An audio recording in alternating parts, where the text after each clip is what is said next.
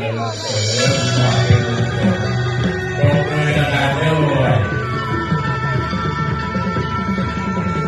วสวยงามนะครับ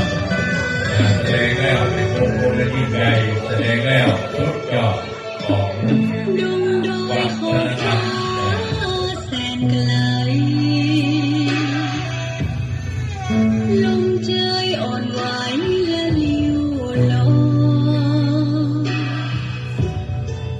แล้วหนาวก็หนาวฝ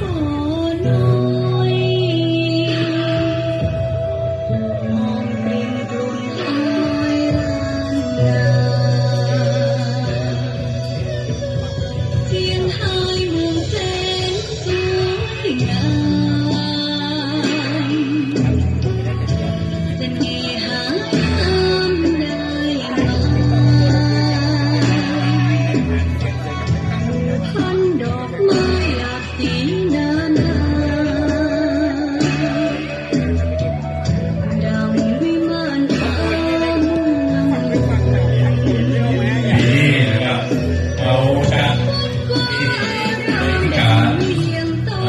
บวงสรวงก่อนที่เขาจะมีการส่งน้ำพระธาตุองค์นี้โอ้อายุเก่าแก่มากนะครับ เมืองเฮานี้ให้ปีมายนฉันสุขเหลือล้นยังไง หน้าวัดเช้าจะมีการแสดงนี้แล้วช่วงหลังรอบสองเนาะหลังรอบสองก็นี้แต่ที่เขามีการนักแสดงนะครับการเดินเดินนะครับเป็นลูกเป็นหลานของวัดพระธาตุร้อยของวายแก้วนะครับจะได้มาแสดงหลังจากวงสรวงแก้วอีกหนึ่งชุดนะครับเนาะเดินกันได้ขอรับเดินมาบอกรายงานของเขาวันนี้ก็อาจารย์ลงนะครับแล้วก็